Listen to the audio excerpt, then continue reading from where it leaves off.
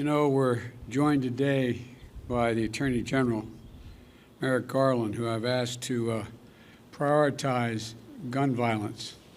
It's also good to see the second gentleman who is here, and it's good to see the First Lady, Dr. Jill Biden, who cares deeply about this issue as well. And I look out there and I see so many members of Congress who've led in this fight, so many of you who've never given up, so many of you are absolutely determined, as Murphy and others are, to get this done. We got a long way to go. It seems like we always have a long way to go. But I also, today, we're taking steps to confront not just the gun crisis, but what is actually a public health crisis. Nothing I'm about to recommend in any way impinges on the Second Amendment. They're phony arguments suggesting that these are Second Amendment rights at stake from what we're talking about. But no amendment to the Constitution is absolute. You can't yell fire in a crowded movie theater and call it freedom of speech. From the very beginning, you couldn't own any weapon you wanted to own. From the very beginning the Second Amendment existed, certain people weren't allowed to have weapons. So the idea is just bizarre to suggest that some of the things we're recommending are contrary to the Constitution. Gun violence in this country is an epidemic. Let me say it again. Gun violence in this country is an epidemic, and it's an international embarrassment. You know, we saw it again last night as I was coming to the Oval Office. I got the word that in South Carolina, a physician with his wife, 2 grandchildren, and a person working at his house was gunned down, all 5. So many of the people sitting here today know that well, unfortunately. You know, they know what it's like when the seconds change your life forever. I've had the pleasure of getting to meet in awful circumstances many of you who've lost your children, your husbands, your wives. You know, they know what it's like to bury a piece of their soul deep in the earth. We understand that. Mark and Jackie, I want to tell you, it's always good to see you, but not under these circumstances. I want to say before I introduce the rest of the folks is, you know, what a lot of people have not been through, what they've been through, don't understand. It takes a lot of courage to come to an event like this. They're absolutely determined to make change. But Mark and Jackie, whose son Daniel was a first grader in Sandy Hook Elementary School, or Daniel loves sports, loves outdoor sports, getting muddy. I see my friend, Fred Gutenberg. His daughter, Jamie, was a freshman at Marjorie Stoneman Douglas High School. She was an accomplished dancer. I see Brandon Wolf, who was the shooting at the Pulse Club nightclub. He survived, but his 2 best friends died. Greg Jackson, who was just walking down the street when he was caught in crossfire of a gunfight. And of course, I see a close friend of Jill's and mine, Congresswoman Gabby Gifford, who is here, who was speaking with her constituents in front of a grocery store in her state when she was shot and a member of her staff was killed. You know, they're here, and their pain is immense. And you know, what a lot of you, hopefully many of you, don't know is you've gone through a trauma. No matter how much you work to make sure others don't go through it, every time you show up at an event like this, it brings back when you got that phone call. It brings back the immediacy of what happened at that moment. So I genuinely mean it. Thank you. Thank you for having the courage to be here, the courage to continue this fight. Senator Blumenthal understands it. A lot of the folks out here understand it. But it takes real courage, so thank you. To turn pain into purpose and demand that we take the action that gives meaning to the word enough. Enough, enough, enough. Because what they want you to know, what they want you to do is not just listen. Every day in this country, 316 people are shot every single day. 106 of them die every day.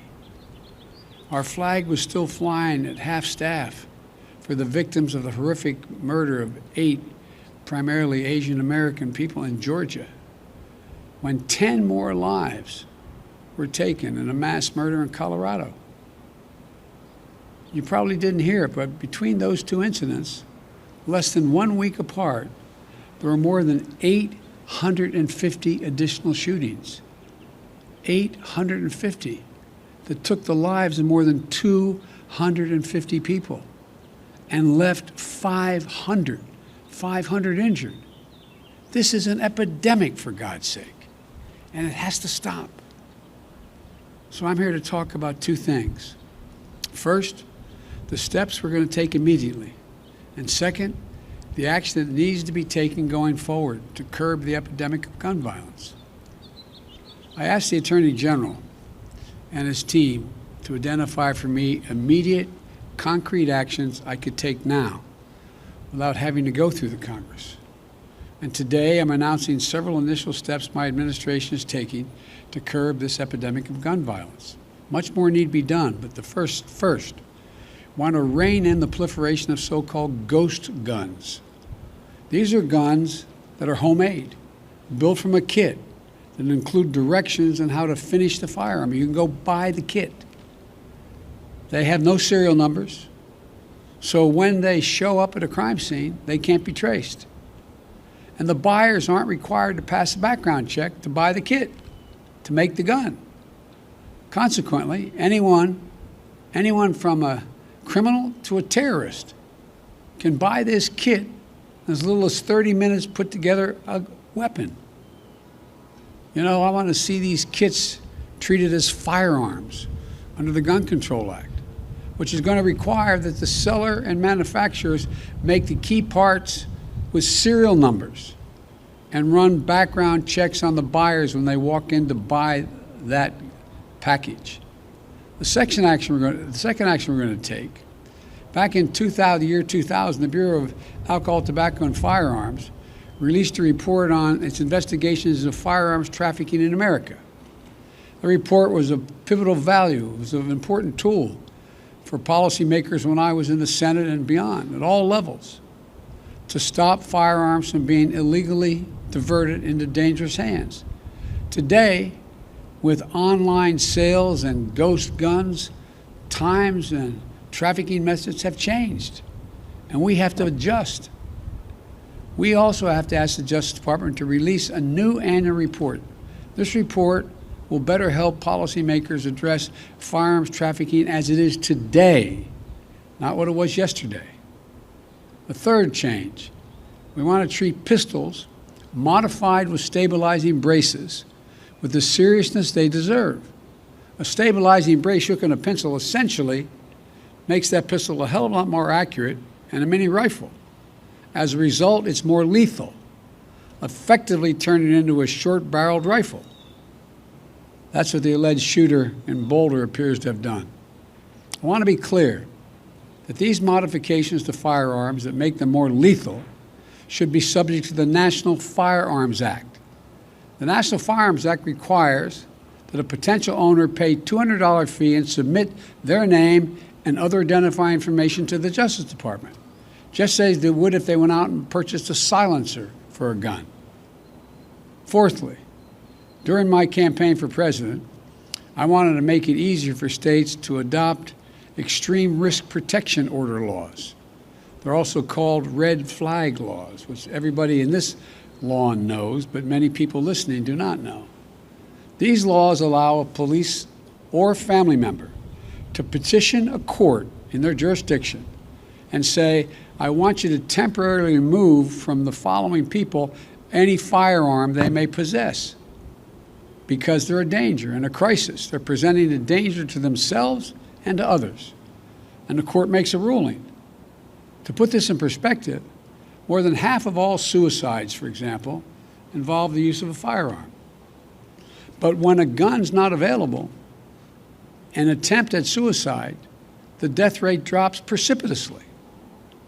States that have red flag laws have seen the reduction in the number of suicides in their states. Every single month, by the way, an average of 53 women are shot and killed by an intimate partner. I wrote the Violence Against Women Act. It's been a constant struggle to keep it moving. We know red flag laws can have significant effect in protecting women from domestic violence. And we know red flag laws can stop mass shooters before they can act out their violent plans. I'm proud, excuse the point of personal privilege we used to say in the Senate, I'm proud that the red flag law in my home state of Delaware was named after my son, Attorney General Beau Biden, our son, excuse me, Joe, who proposed that legislation back in 2013. I want to see a national red flag law and legislation to incentivize states to enact their own red flag laws. Today, I asked the Justice Department to publish a model red flag legislation so states can start crafting their own laws right now. Just like with background checks, the vast majority of the Americans support these extreme risk protection order laws. And it's time to put these laws on the books and protect even more people. The Attorney General will have more to say about this in a moment. Additionally, we recognize that cities across the country are experiencing historic spikes in homicides, as the law enforcement can tell you. The violence is hitting black and brown communities the hardest. Homicide is the leading cause of death of black boys and men ages 15 to 34. The leading cause of death. But there are proven strategies that reduce gun violence in urban communities. And there are programs that have demonstrated they can reduce homicides by up to 60% in urban communities. But many of these have been badly underfunded or not funded at all of late. Gun violence in America, for those of you who think of this from an economic standpoint listening to me, estimated to cost the nation $280 billion, let me say it again, $280 billion a year. You say, how could that be, Joe? Hospital bills, physical therapy, trauma counseling, legal fees, prison costs, and the loss of productivity. Not to mention the psychological damage done to the children who live in these cities, watching this happen, knowing someone it happened to. This gun violence in our neighborhood is having profound impact on our children, even if they're never involved in pulling the trigger or being the victim of on the other side of a trigger. For a fraction of the cost of gun violence, we can save lives, create safe and healthy communities, and build economies that work for all of us, and save billions of American dollars. In the meantime, much of it, as Senator Cicilline knows, is taxpayer money. Finally, the Bureau of Alcohol, Tobacco, and Firearms, the key agency enforcing gun laws, hasn't had a permanent director since 2015. Today, I'm proud to nominate David Chipman to serve as the director of the AFT. David knows the AFT well. He served there for 25 years. And Vice President Harris and I believe he's the right person at this moment for this important agency. And I've said before, my job, the job of any president, is to protect the American people. Whether Congress acts or not, I'm going to use all the resources at my disposal as president to keep the American people safe from gun violence. But there's much more that Congress can do to help that effort. And they can do it right now. They've offered plenty of thoughts and prayers, members of Congress, but they passed not a single new federal law to reduce gun violence. Enough prayers. Time for some action. I believe the Senate should immediately pass 3 House-passed bills to close loopholes that allow gun purchasers to bypass the background checks. The vast majority of the American people, including gun owners, believe there should be background checks before you purchase a gun. As was noted earlier, hundreds of thousands of people have been denied guns because of the background checks. What more would have happened? These bills, one, require background checks for anyone purchasing a gun at a gun show or an online sale. Most people don't know it. You walk into a store and you buy a gun, you have a background check. But you go to a gun show, you can buy whatever you want and no background check. Second thing is to close what's known as the Charleston loophole. Like people here, I spent time down at that church in Charleston.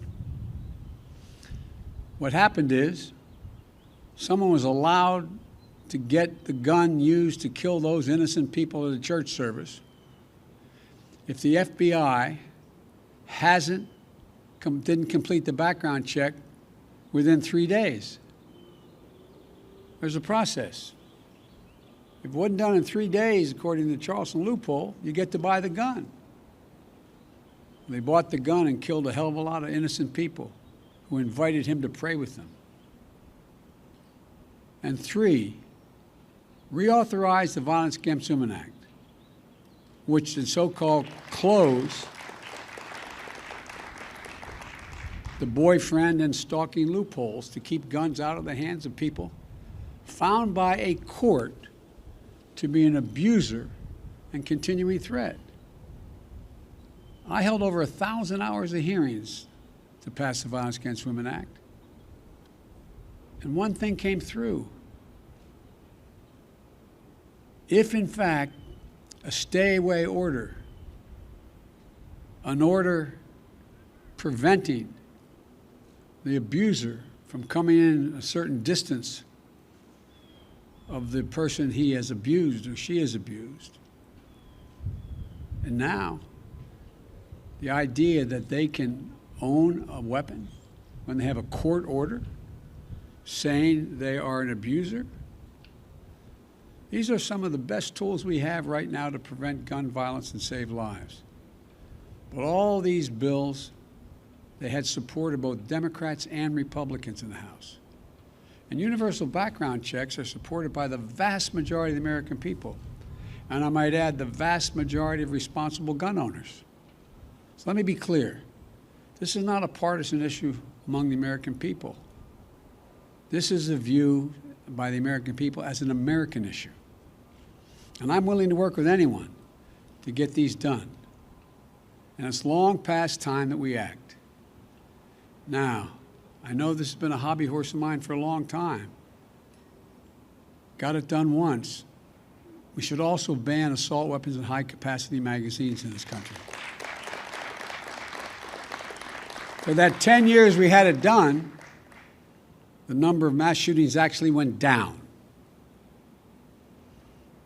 Even law enforcement officials have told me and told other champions of this legislation, they sometimes feel outgunned by assault weapons with large capacity magazines. There's no reason someone needs a weapon of war with 100 rounds, 100 bullets that can be fired from that weapon. Nobody needs that. Nobody needs that. We got that done when I was a United States Senator. It wasn't easy going up against the gun lobby, but it saved lives. And we should also eliminate gun manufacturers from the immunity they receive from the Congress. You realize, again, the people here, because they're so knowledgeable on here in the Rose Garden, but what most people don't realize, the only industry in America, a billion-dollar industry, that can't be sued, has exempt from being sued, are gun manufacturers. Imagine how different it would be had that same exemption been available to tobacco companies who knew and lied about the danger they were causing, the cancer caused and the like. Imagine where we'd be.